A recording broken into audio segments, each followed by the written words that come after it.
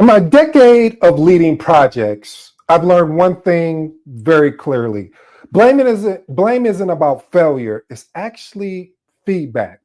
What if mastering blame was the ultimate key to your success? You mind if I share a short story with you? I remember when I was responsible for leading this critical, and I do mean critical, server hardware upgrade. Exceptions were very high, with the CIO himself personally invested and closely watching our progress. Everything seemed flawless until that very moment when we powered up the new servers. The CIO stood there proudly and declared, and now we're officially live. At that exact moment, every server in the data center went dark.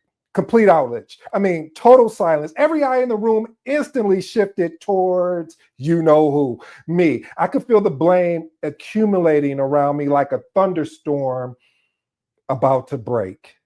But instead of panicking, I paused calmly and said with a confident smile, well, it looks like we've just discovered a valuable lesson about our new hardware. The CIO stared at me. He was a little speechless for a moment, then unexpectedly bursted into laughter. Everyone else quickly joined in and instantly dissolving the tension.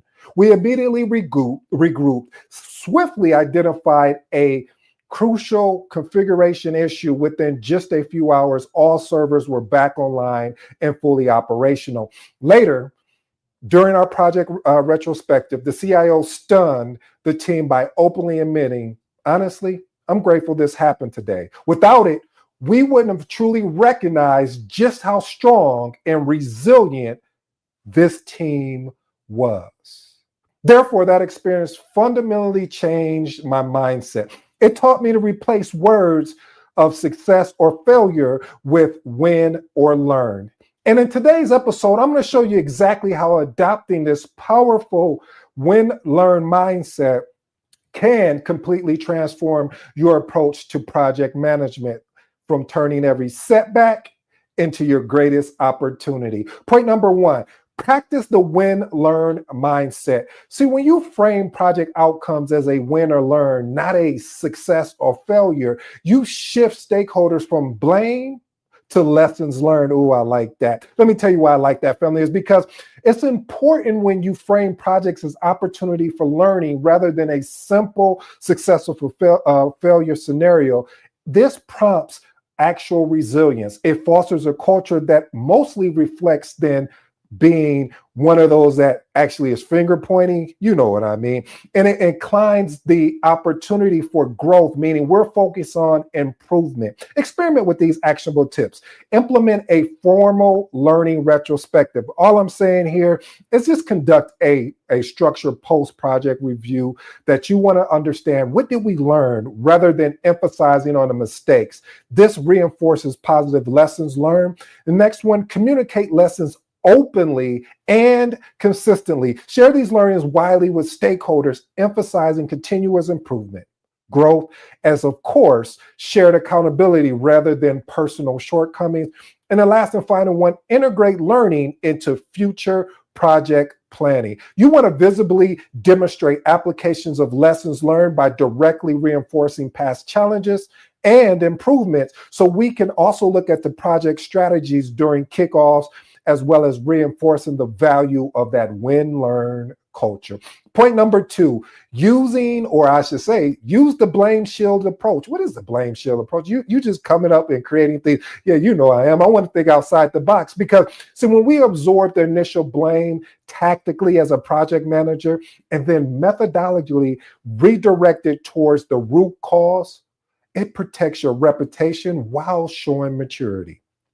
This is important because accepting initial blame tactfully shows maturity in leadership and strength. It deflects the emotional tension that may be in the room, the call, etc., and allows project managers to steer conversations towards what is the real thing. What is the real thing? Solutions. What's the real thing? The actual root cause, thus turning blame into a productive problem solving. Experiment with these actionable tips. Acknowledge initially responsibility professionally. Begin by neutrally stating your responsibility without being defensive. And I know, listen, family, I'm a work in progress, so I'm not going to lie and say that I get this right every time. But what I do get right is when I do get it right, I understand it demonstrates maturity. It demonstrates the most important piece of everything is emotional intelligence, which it diffuses the tension. Next one, identify shift focus to solutions. Transition conversations quickly from a blame to a specific action and root cause analysis, highlighting collective improvement rather than an individual fault. And the last and final one, follow up properly with documented actions. We want to document. If you're new to the episode, you know the motto, the slogan here: documentation beats conversation. So providing a clear, documented action plan addresses root cause, not the surface layer, but we want to get to the root, thereby demonstrating proactive leadership and shifting stakeholders from focus of blame to actually resolution. Point number 3. Apply that early bad news principle. See, delivering bad news early prevents blame by ensuring stakeholders aren't blindsided. See, family, what happens a lot of times when you're leading a project and the ownership and why it went wrong, and you feel frustrated, like I wasn't the only one here, but you were the leader. And then you go through this whole emotional roller coaster. Okay, I'll talk about me since you don't want to be transparent. We go through this emotional roller coaster, not knowing that if we would have delivered the news instead of trying to hide the news because we feel like if we're too transparent about what's going on, we're going to get in trouble, or better yet, watch this. We think that it doesn't show that we have proper leadership, or why did they hire us? No. We need to deliver that bad news early so we can prevent surprises and emotional backlash. When stakeholders are informed properly, they view the project manager as transparent and trustworthy rather than a target for blame, reinforcing mutual respect. Experiment with these actionable tips. Define clear bad news escalation criteria. What does that look like? What does my escalation criteria looks like? Well, clarify exactly which types of project developments require immediate stakeholder notification, and consistently adhere to these frameworks. Next one, deliver difficult news directly and personally. Don't run from it. You need to be that individual, that person, because you are the leader. You are the coach. You are that manager of that project, and you're leading it. So provide it early with direct communication, whether it's face-to-face or phone, for sensitive issues, reinforcing stakeholders' trust, and you are demonstrating respect. And the last and final one, pair negative updates with actionable steps. This is where I got to park it parenthetically, as I always say, because this frustrates me. So if I had the frustration meter, it would just be going up right now. And let me explain why. When you are a project manager, your goal, your mission, your job is to be able to provide actionable steps, aka a proposed solution, aka implementing that particular solution. So when you have an issue that happens, you need to do everything possible with the proposed solutions and implement them and see how they work. Because if not, what's the point of giving an actual update of hey, this actually happened, this is what's going on? And if I'm the CIO, the CEO, or if I'm a VP or the director of the PMO, whatever that is, I'm going to ask you one question: what did you and the team do?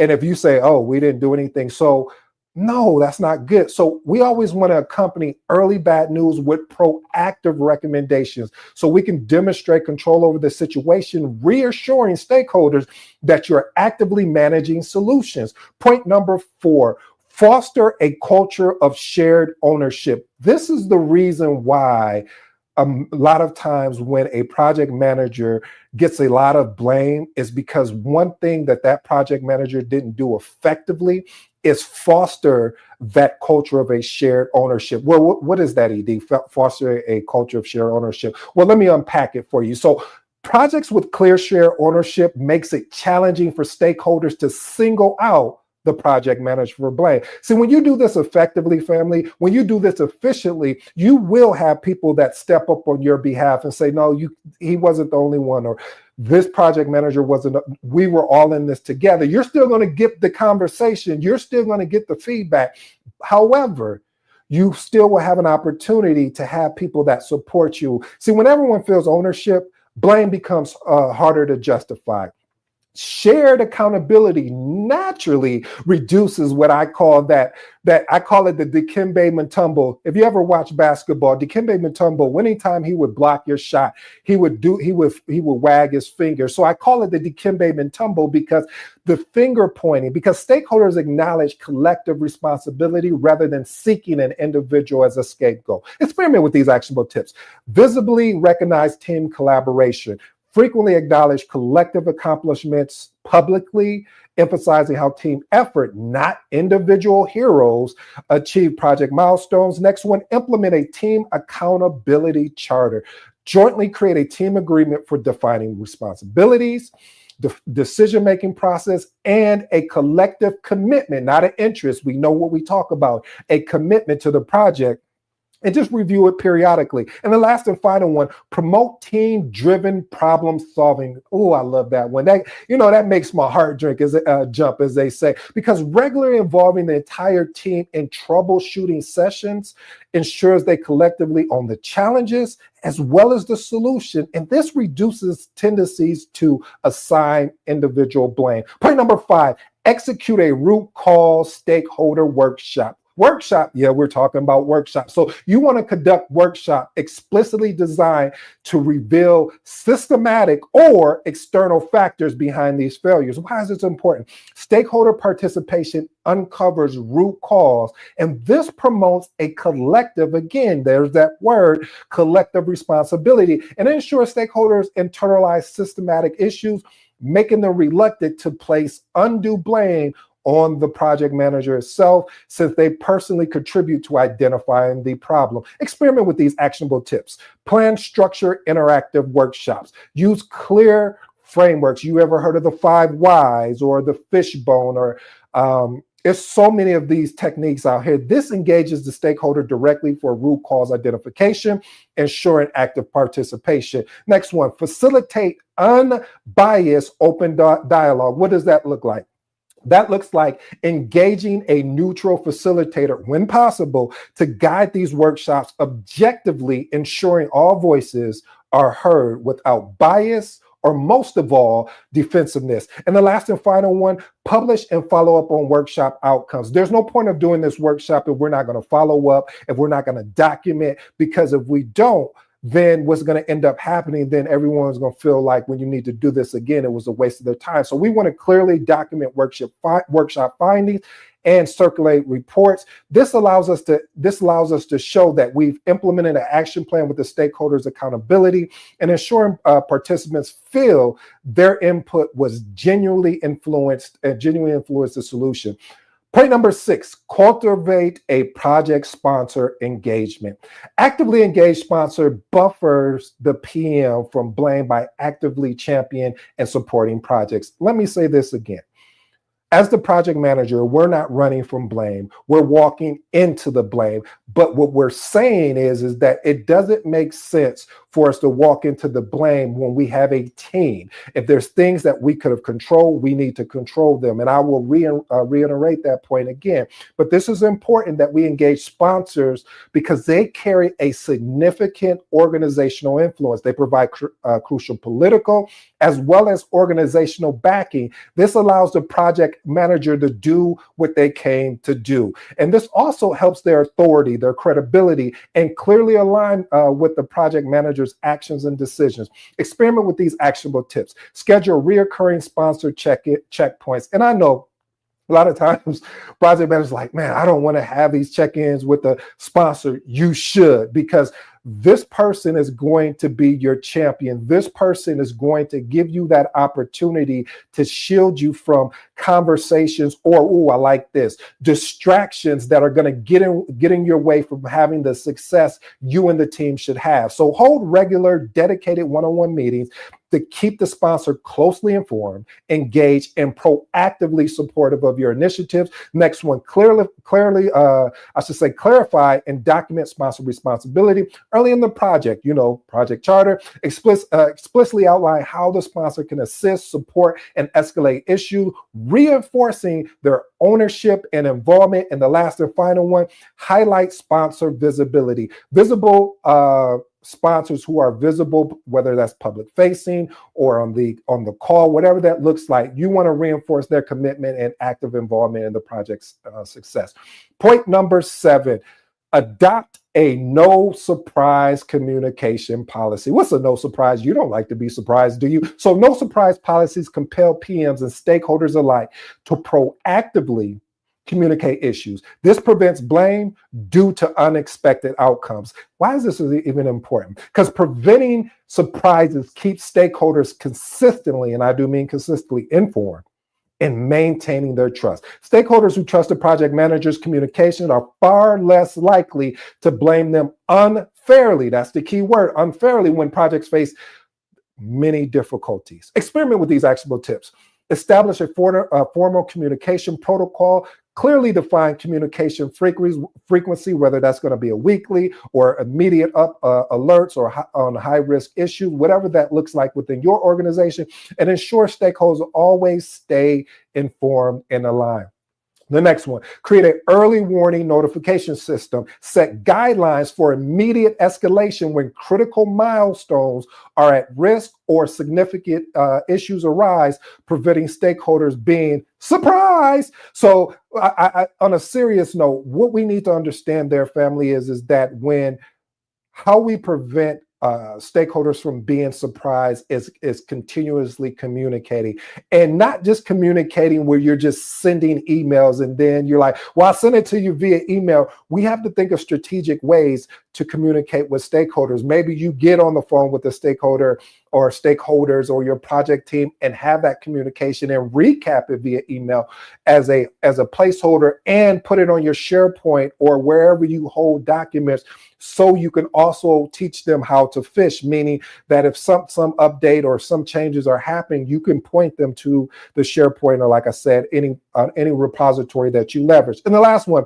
regular reinforced communication expectation. We all know the lack of understanding what the expectation is drives frustration. I get frustrated when I don't understand the expectation. You get frustrated when you don't clearly understand what the expectation is. So during meetings, explicitly remind stakeholders and team members about the no surprise commitment, promoting continuous transparency and accountability. Point number 8, leverage stakeholder advocates. This is my favorite. And the reason why this is my favorite is because having stakeholder allies can mitigate blame by providing credible third-party support during those difficult situations. And you will face it. If you haven't faced it yet as a project manager, it's going to show up at your doorstep real soon. It is not a bad thing to happen, because you need to understand the ability to go through it. So having trusted allies serves as an impartial voice, defending your decisions in times of conflict. Their advocacy lends a credibility, preventing isolation of the project manager, and it dilutes the blame by reinforcing the collective nature of project decision. Experiment with these actionable tips. Identify influential stakeholder allies. Pinpoint stakeholders who carry significant influence, and build a strategic relationship by involving them early in the decision-making and update process. Next one, regular brief your advocates privately. Provide concise, proactive updates on key decisions, emerging issues, and empowering them to advocate effectively on your behalf. And the last and final one, invite advocates into critical meetings. The reason why you want to do this, intentionally include your advocates in potentially providing that support for you, so it can balance the conversation, it can balance your validation, it can balance your objective support when discussions become challenging. Well, family, I appreciate it. If you made it this far, remember, setbacks in projects aren't about assigning blame. They're opportunities to either win or learn. By embracing this powerful mindset, you can turn a difficult situation into a growth experience. It won't be easy, though. I'll be honest with you. This will not be easy. No, no, no, no. But this is why it is important for you to always foster a culture of shared ownership so your team collectively can navigate challenges, being able to apply early bad news principle proactively, building trust through transparency communication, and last and finally, and mostly importantly, consistently leading by example, showing your team that accountability isn't about being perfect, it's about being resilient, resourceful, and most of all, ready to grow. I'll close with this. Transform your blame into your best teacher and watch your influence as a leader soar. I go by the name of ED. For all you smart and intelligent folks out there, hey, that just simply means Ed. Until next time.